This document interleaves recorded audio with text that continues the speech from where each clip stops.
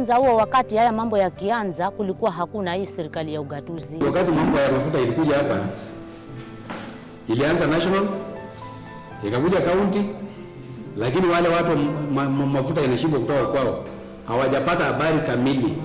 Ilikuwa mambo yote yanafanywa kwa serikali kuu. Sisi kama wananchi tulikuwa hatuhusishwi jambo lolote mpaka tuaja ku information ya jana chifu, mambo yashaongewa huko na yote yameishia huko. Hii tatizo imefanyika baina ya kampuni na serikali kuu. Kwa sababu mwanzo hawakutuita kwenye mashamba kabla hawajatulete, tukaona ni wapi tutapelekwa. Kwetu sisi ni kuambiwa mwajua hapa mtaondoka na bei ishakatwa na serikali, kwa hivyo nyinyi mjua hapa mtaondoka. Tulikuwa hatuhusishwi hapo mwanzo. Sasa sisi tukaenda huko, tukapewa zile ardhi tulizopewa na tukaona hazitufai, ni maji. Mimi nikiwa kule biashara yangu ilikuwa nakupeleka mzigo Kongoya. Sasa hii ni na Mombasa, nitapeleka nini?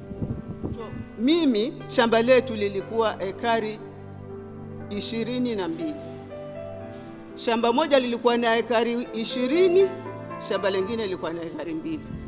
Walifanya kuja kufanya kazi yao wakiwa peke yao. Tukaenda kule tukabebwa kuna gari, unakuja kuambiwa hii ndio plot yako. Ukikataa shauri yako, umekubali shauri yako. Nani atakayekutetea? Tuko family ya watu 8. Tuende tukajenge nyumba ya hao wazazi. Tuwahamishe tuwapeleke hapo. Tupate kile kimebaki tugawanye. Ndio sisi watu 8 huku na watoto wetu. Hata wale wenzangu walikuwa na wajukuu. Itatufaa kweli? But after 5 years, something good will come out from it. And up to now, we have not seen the good things that they say. Kwa sababu Mungu ndio mwenye kugawanya haki, bado maji tunakunywa. Kwa hivyo hatuna tunachohitaji chochote kwa kampuni. Tunaomba kampuni wamalize muda wao, wafunge virago vyao waende.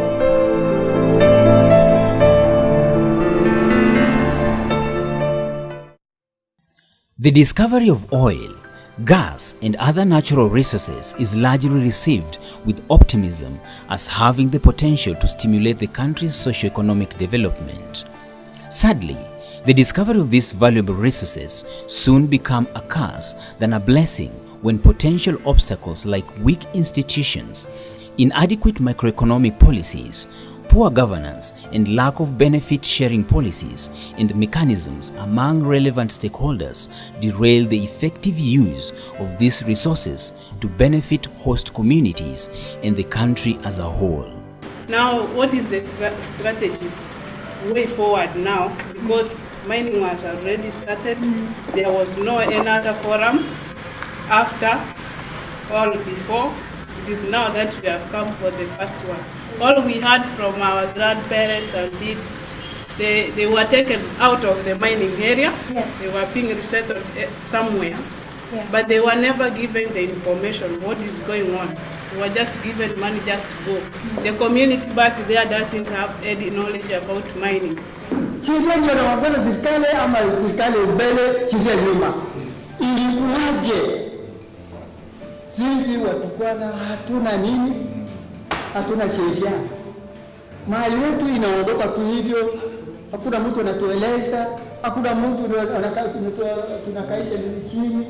Atueleza hivi, wewe mtafuta hivi na hivi. 5% ama 10% tutakula na wapi? 70 national. 20 county. Na hii 5 ama 10 tutakula na wapi? Na kisha ama ni wapi? ICJ Kenya is currently implementing a project that seeks to promote access to information as a constitutional principles, law and policy within the context of extractive governance in Kwale, Turkana and Taita Taveta counties. ICJ currently is implementing a project that is intended to build demand from the citizens to demand for information around the extractive sector. In Kenya, the extractive sector has is for ICJ, we look at it holistically. There's the question of oil, there's the question of gas and minerals. So for us, we're looking at extractives from a very broad lens and saying that ICJ is capacitating the community to tell them about their rights in demanding for information. So using access to information as a tool to catalyze information flow between the duty bearers, which are the stakeholders, from national government to the county government and the communities. So bringing all the actors together onto the table and saying, how do we, from the citizens, build demand for information around extractives? This project seeks to build an informed community-driven dialogue on extractive governance, facilitate citizen engagement in policy development and inclusive decision-making in order to promote transparency and accountability in extractive governance. Strengthen community engagement frameworks geared towards deepening community participation in the extractive governance. With this regard, we have continued to employ a human rights-based approach to address the unique challenges that face communities who are affected by oil, who are affected by gas and other mining activities in this country. And we have also recognized that access to information is a critical tool in promoting transparency and accountability in this sector, which has been lacking a lot, and this has caused the communities not to be able to participate effectively in the governance of extractives. And there has been a lot of antagonism between the communities and other stakeholders in this sector. And with this regard, with support from AHADI and USAID, we have been implementing a project for the last couple of months now to just enhance and promote access to information in the governance of extractives in 3 counties, in Turkana, in Kwale, and Taita Taveta. As the community, we have not developed the habit of looking for information. We kind of wait for information. And this is because of the low literacy level. The county government has the obligation to ensure that the citizens are equipped with the right information so that they can make the right decisions. But this does not happen. And I think this is deliberate. It's deliberate because in most governments, an informed community or an informed citizen, it's perceived to be a very troublesome citizenry. And this is not true. I think it's easier to deal with an informed community far much better than an ignorant community. In Turkana, we visited 2 towns, Lokicha and Lodwa, and we met the community. And the community had several grievances with regards to the extraction of oil that is ongoing. The major grievance was regards to revenue sharing. The community seems to have gotten some information that 5% will be put in their bank account. And I think that is an issue of lack of information because they're getting the wrong information. Sisi hapa Turkana, sisi ni kama watoto ya mama. Tunasaliwa ama tunasaa, Mungu mwenyewe anatuwekea sahani yetu. Sasa mambo ya 5% ukituambia ati unaenda sijui kusalisha wapi, alafu ukuje utupatie sijui kama relief ama vile unafikiria. Sisi ni watoto ya mamba. Hata kama tutafika wakati wa kusaa, tutasaa tukijua sisi ni watoto ya mamba, watoto wenyewe watakuja kujishughulikia. Vile sisi pia tulisaliwa na tukakuja tukajitetea. Hivyo ndio vile sisi tumejipanga. Sasa utaenda na 5%, uende usalishe kwa miaka ngapi na mimi nikikufa? Mimi nitadhibitisha kuwa utapatia watoto wangu hiyo 5%. Siniani unipatie 5% yangu uniwekee kwa kadi, mimi mwenyewe nijipange nayo. Secondly, we went to Taita Taveta County. Many of the issues were in relation to labor. They said that they are paid very little. You know, in Taita Taveta, they conduct artisanal mining, which is the traditional means of mining, using traditional methods. They don't have the developed machinery. And the second concern was with regards to equipment. They said that they dig a big area and only find the minerals in a very small area. So they were seeking support from the county, whether they would help them with the equipment. In Kwale, the community was very angry with the mining companies. Their major concern was with regards to inequitable benefit sharing. They stated that the whole period that the mining companies have been conducting the mining, they have benefited hugely to the detriment of the community, which is becoming poorer and poorer. They're actually worse than they were before. Kama mzee wa hapa kijiji cha Magaoni, nafikiri tumezungumza mpaka tukafikia mahali pakuwa basi kama wao kwa muda huu walionao, ule muda wao na tarehe zao wanazojua kumaliza ile kazi yao wamalize, waondoke. Sisi hatuna haja mambo ya research wala tutafutiwe madini, hatutaki utajiri. Umetushinda. Baada walituahidi kwamba pia sisi nasi tutang'ara, lakini mpaka sasa bado tunagiza. Umeona mbasi. Haina haja tutafute sheria ya kufanya nini, kufanya nini. Moja kwa moja haya tuliyoyasema uwe umeyanakili, uandike hiyo barua kama wakili kwamba nimekaa na watu kadhaa wakasema kadhaa. Kwa hiyo wao maneno yao ni hayo. The community also expressed fear of resettlement. They stated that the persons who are previously displaced from Maumba, which when taken to Bwiti, are currently living in very poor living conditions because Bwiti is a swampy area, and also they said that they were not compensated adequately. Ndugu zangu, kama ni kutetea mwananchi huyu anayetaka kuondolewa katika ardhi yake, mngetuonyesha mfano na watu waliodhulumiwa Nguruku Maumba ambao hawajapata ardhi zao mpaka sasa. Mama Amina hana ardhi, alikata ile ya maji na mpaka sasa hajapata mahali.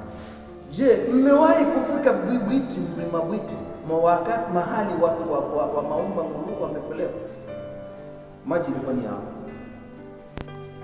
Hii nyumba yasimama kwa uwezo wa Mungu. Nisipojitahidi kwa uwezo itaanguka kwa sababu ya maji.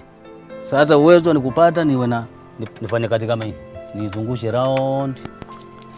Maji aliingia ndani, kuku akakufa kwa maji. Sasa hivi imebaki na kuku moja. Choo hapa iko na gharama sawa na kujenga nyumba. Futi 4 umefika mwisho. Hii ni choo ya 6 hii. Tuona mnaji umekwama na mchanga hauna nguvu. Migomba imekataa. Hii maji ya kutulia namna hii, mnyama aliingia hapa akakufa, sina kula hapa.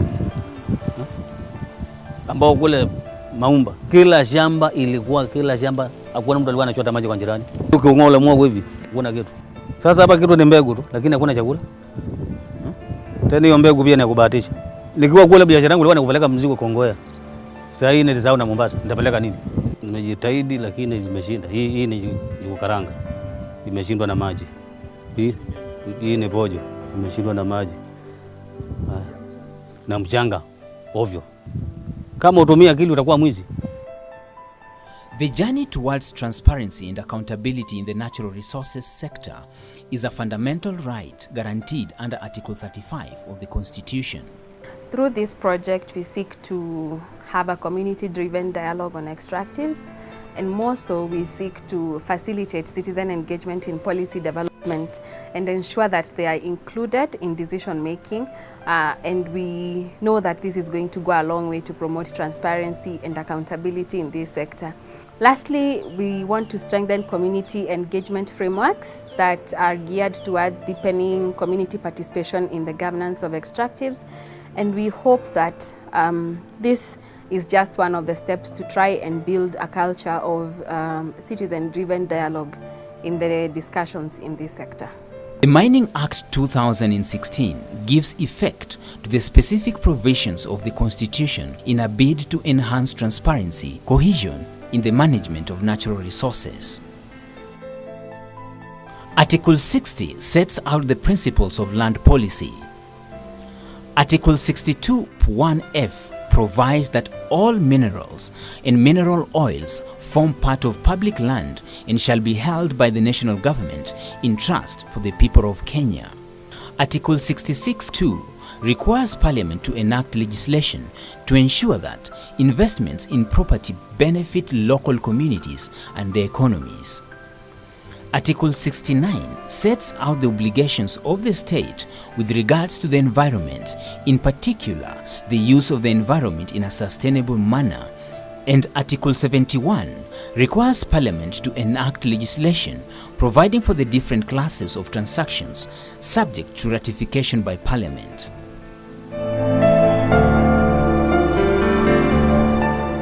Despite these significant policy and legal frameworks governing the extractive sector, lack of information continues to curtail meaningful engagements between citizens and multinational corporations undertaking extractive activities in their respective communities.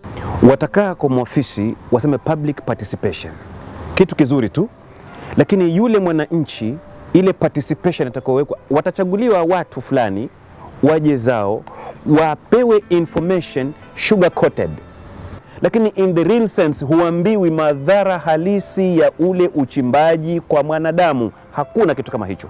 This denial of information has deprived citizens of their rights to fully benefit from extractive activities, although the extractive sector in Kenya has grown immensely with the discovery of oil, coal and titanium in Turkana, Taita Taveta and Kwale respectively.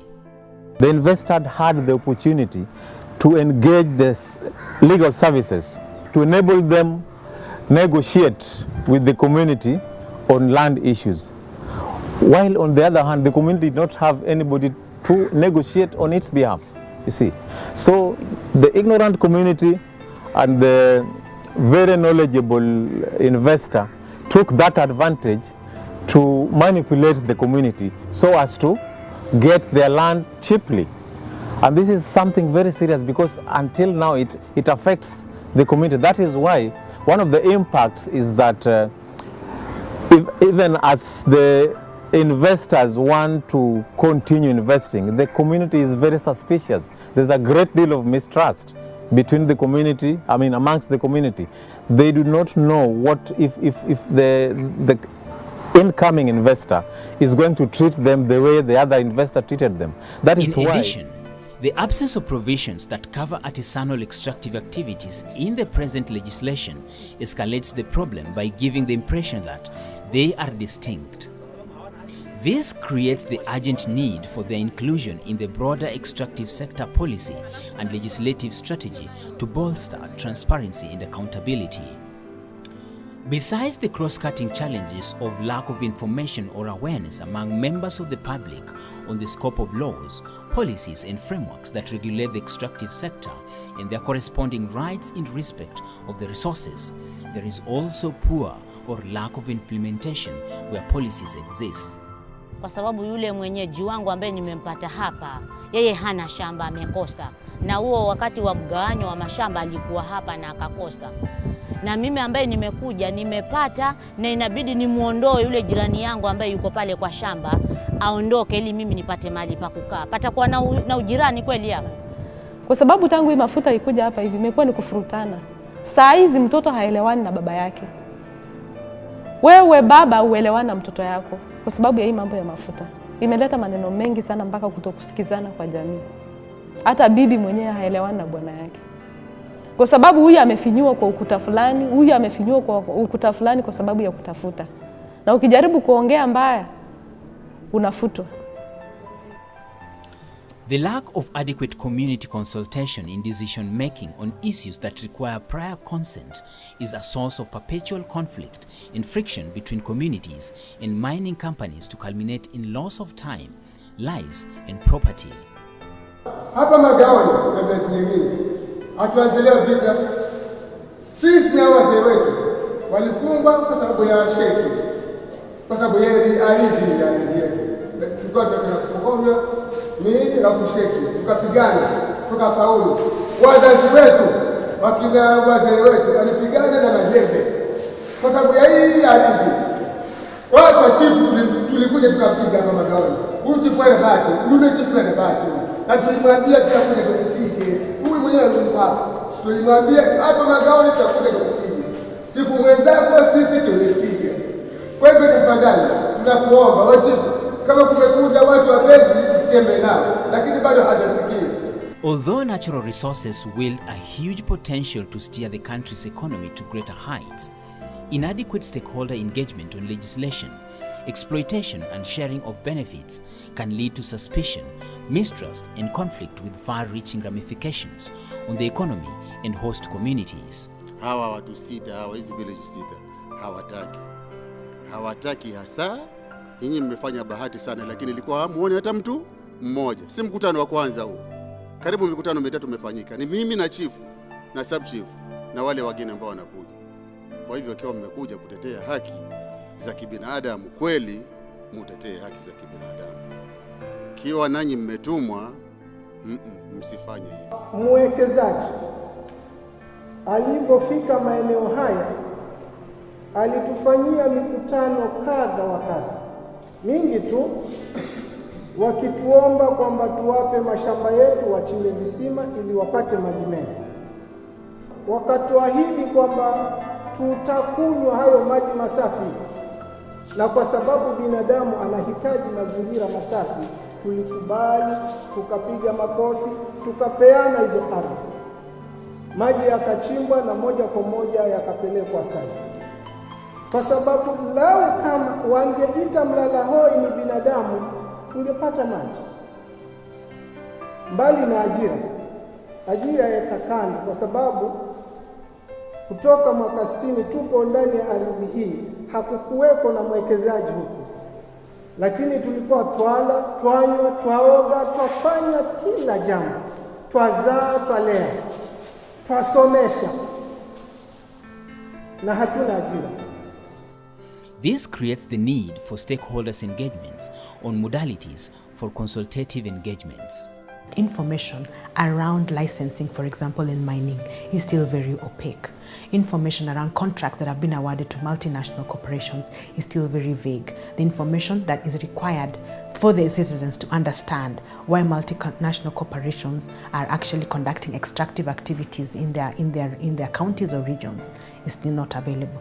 Secondly, the question of accountability. How much revenue is generated in these extractive sectors that would inform how development in those regions is conducted. And then also the question about how do the citizens themselves demand for this information. They don't know, they don't have the capacity, or they don't understand the process for demanding information, yet access to information law is available for them. It gives them the right under the Constitution and under the Access to Information Law to ask for this information from either the national government or the county government. ICJ Kenya has identified the governance of extractives as a strategic intervention in its current strategic plan. As a result, we have been empowering communities to participate in the governance of extractives for the past 1 year now. We have recognized that there is value in engaging, in empowering, and building the capacity of local communities where there is the exploration of minerals, because it is critical for the success of the investments that are happening in our country. But most importantly, it is critical and important for sustainable development beyond the life of these projects. And we would want to have great impact and great results for the host communities of those minerals at the end of the life of the said projects. For the last 1 year, ICJ Kenya has been empowering communities to participate efficiently in the governance of extractives. The way forward in terms of sustaining the program is to keep the dialogue going. Part of the process is to make sure that we manage expectations. ICJ will not resolve all the problems for the communities, and neither will it resolve the problems for the multinational corporations. For us, we see that if we promote a culture of openness and transparency and accountability in the process of conducting extractive activity, then you build a culture of trust, a culture of accountability, and for us that is more important in terms of sustaining the dialogue and sustaining the coexistence within the community and the business corporations that require to have return of investments, but also to this fairness in terms of gaining power between the state, the multinational corporation, and the benefits that should accrue to the communities, whether it's about local content, benefit sharing, or how the revenue that is being put into a sovereign fund, as is proposed under the Mining Act, is utilized to promote development in those communities. ICJ Kenya recognizes that engaging, empowering, and building the capacity of local communities where there is exploration of minerals remains critical for the success of the investment in the industry, but more importantly for sustainable development beyond the life of the projects.